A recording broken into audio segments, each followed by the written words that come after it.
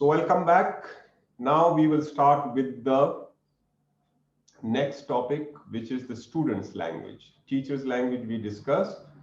You will be tested in that the dialogues, the exponent the teacher is using for doing different activities, what are the exponent used, what is it called. One thing, L1, mother language is allowed to use in which kind of situations, those situations you need to, and in the classroom, what type of activities we are doing, and what are the things we have to avoid, how we have to select the dialogues exponent according to the level, age, and the need and the situation of the classroom. Right, so now we will further go to the second topic, and that is student's language. So almost student language and the teacher language, it comes the same way. The student one is responding to that. There are a few more things which they ask the explanation if the teacher is giving the homework. So those sort of differences are there, but mainly it is the same. Unit 28, identifying the function of learner's language. How do we identify, wait a minute, let me put the pointer. How do we identify function of learner's language? The function of learner's language are the purposes for which learners use language in the classroom. The same way we define the teacher's language. These purposes include taking part in the task and activities, interacting with the teacher and with each other. So learners supposed to be taking part in the activities. So there the difference comes.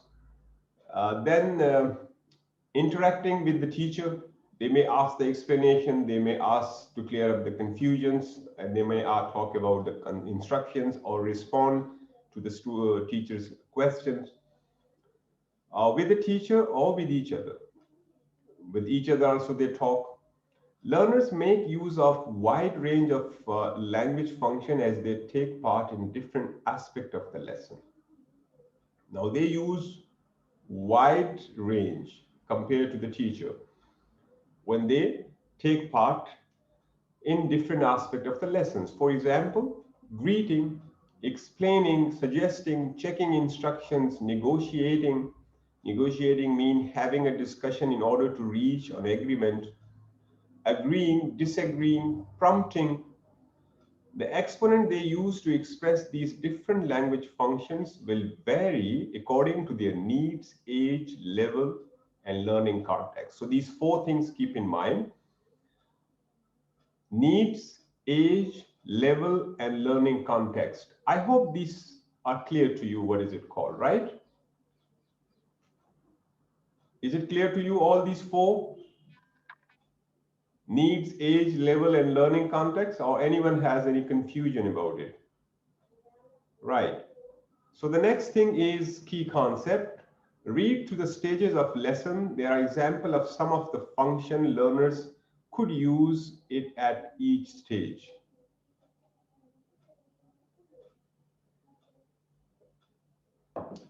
Outline of the stages of a lesson. The teacher enters a noisy classroom. That has always happened, right? Asks the learners to be quiet. The teacher greets the learners. For example, says hello, and they reply. The teacher quickly checks through the homework with the class before collecting it. Learners' possible language function is what? In this situation, they might be using greetings. Good morning, teacher. Sometimes they extend it. They don't say good morning. It's a particular way of the typical way of the students. And they like to stress it further. Good morning, teacher. Usually, you will hear it a lot. So greeting is there. Apologizing if some of them they have not they were making noise, and then you say why you were making noise, they say sorry teacher, they will say in that way. That language is coming. Explaining, checking, some of them you might caught that why they have come up and moving around, they might be explaining some of the things or about the work which you have given to do at home and they have not done, some explanation might be there. Checking answers, accepting or corrections, expressing doubt, surprise. Like if you have asked them to do this thing, you will check it, and some of them, you know, they try to show that they didn't know. Oh, teacher, I didn't know, just pretending. So teachers also know that this is the usual excuses, and that's how it goes on. Now, that's a particular environment of the classroom, students and teachers, you know. So these are the functions most probably in this situation they may use. Second situation, the teacher hands out a reading text, a story, and gives learner instruction for the pre-reading discussion task. So now this was as the teacher enters, this kind of thing can happen. Then further she starts the lesson. Lesson is to read a story. So she gives instructions for the pre-reading discussion task. The learners check the instructions with the teacher and then do the task in pairs before class feedback. And here in this situation, what happens, what type of functions the students may use the language for? Asking for clarification when she give the instructions, so they have to ask how to do it, and they may ask different ways and clarify from the teacher.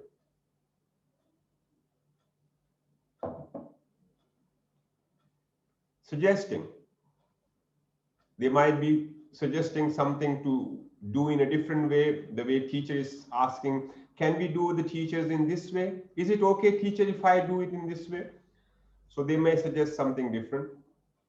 Giving reasons, and then they may provide reason for doing that or not doing that or whatever way. Children, they have a lot of, some students, they have a lot of reasons to, you know, give to the teacher. Negotiating also they do with the teacher.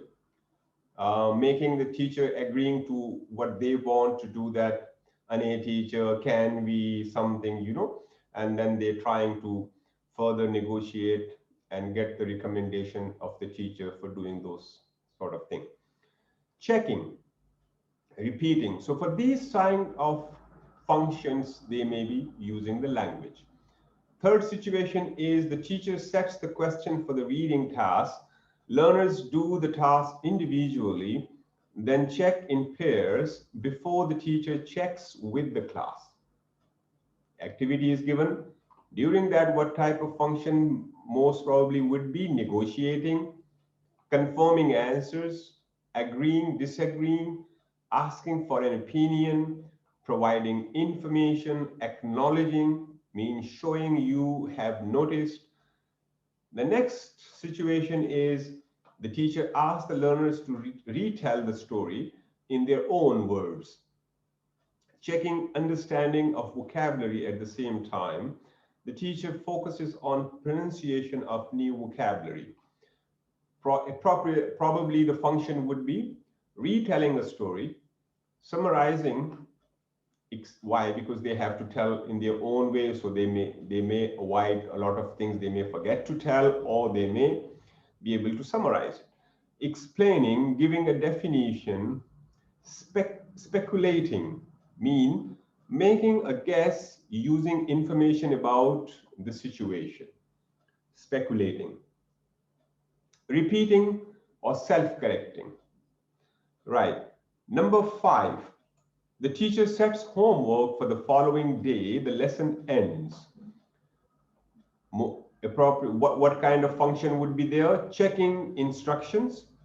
Why? Because she will be telling what they're supposed to do at home.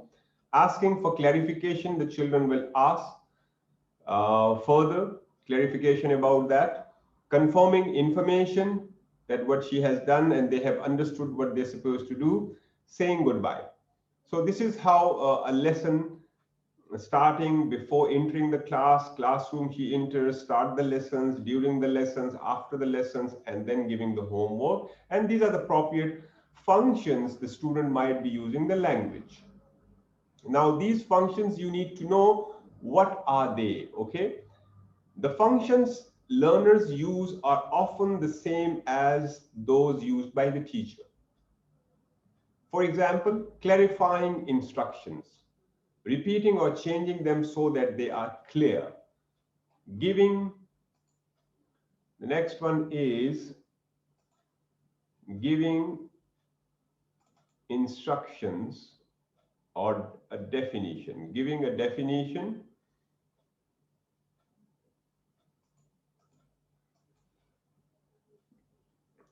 checking instructions. So this is the teacher also does the same and the students also. This is because of the interactive nature of the classroom. Interactive nature where the dialogues happens. They talk to each other. However, teachers will tend to do more instructing than the learners. And learners will tend to use different exponent to express the same language function. The exponent learners use to express different language function will vary according to their age, learning needs, level, and learning context. The same four things. There is a range of different exponent for each classroom function. The exponent that learners choose and use will vary. We teach our learners to use exponents which are appropriate for the context in which they are learning and in which they will be using the language. For example, in a business situation, here are some examples of a range of exponents for suggesting. You can see that they would not all be suitable for teaching to all learners. For example, this, let's do this. Why don't we start with this picture? Wait a minute. How about we begin here and then it will be easier to do the rest of the task. I've got an idea. What do you think if we begin our discussion in groups? And then after 5 minutes, we can share our ideas together as a whole group. So these are the types of it. Almost the functions are the same as the teacher, which they said. So you need to prepare both of them the same way and see in the follow-up activities what kind of questions they ask and the TKT practice task. And moreover, I will send you the worksheet. I think there are two worksheets for the, 3 worksheets are there for these both lessons. So try to understand, make your notes, different type of functions, why they are used, okay, what are they called, what are their names, and what happens in it. These are the things you have to prepare examination point of view. Now, classroom 1, learners need a range of exponents so that they can interact appropriately with each other and with the teacher. In most classrooms, learners will use exponents which are neutral in style.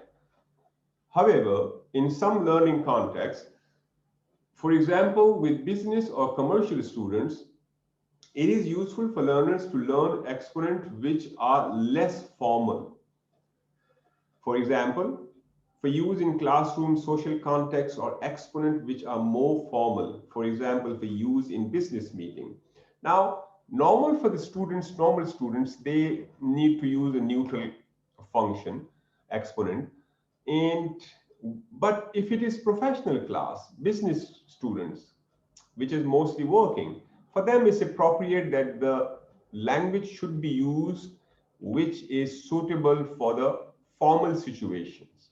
Why? Because they are practically working and they need a bit formal way of speaking rather than the neutral. Students can learn exponent as language chunks. They don't need to understand the grammar of the utterances. Now, utterances, whatever they make, they don't need to be, they need to say that. They need to know how to say in this situation, how to say. Let me see. They don't need to understand let me see comes in which category of the grammar and all that. They need to know, let me see, can I ask a question? So these kind of one, they need to know when they want to ask a question what they're supposed to say. Need not to be knowing that what the grammar is involved in it. That's what they say here. They need to know when to use it and what it means. For example, it's my turn, it's your turn, I'm first, after you, I have won. All these are different kind of chunks which they need to use, as I told you. Need not to know about the grammar. Next point is sets of useful exponent can be displayed on the classroom wall as a reminder for the learners. You can make a list of the different exponent and you can put that in the classes where you have the preschool or the preschool children. They may not be able to read those things, but grade 1, 2, 3, 4, 5, then you need to have the different exponent functions over there. You have, for this you have to say like this, and it's good to have a list of it. Right, exponent for common language functions should be introduced on a step-by-step basis. For common functions, going to washroom, coming inside, taking permission, having meal. If we encourage learners to use these exponents regularly during lessons, they soon get used to using English as a medium of interaction. So the common purpose, one is the lesson and the teaching purposes. Open the book, this thing, that. The other is the common one. Okay, make a line here, come out here, put your bag there. These are the different other functions which happen in the class. So if you as a teacher make a list of it and repeat it all the time, then the student will be able to understand and practice it. And then you need to particular language use for these function in the classroom, so they will be easily following up, and then the change will happen from the mother language to the second language speaking. Okay, they soon get used to using English as a medium of interaction. Many course books and textbooks introduce exponent for classroom function on a regular basis.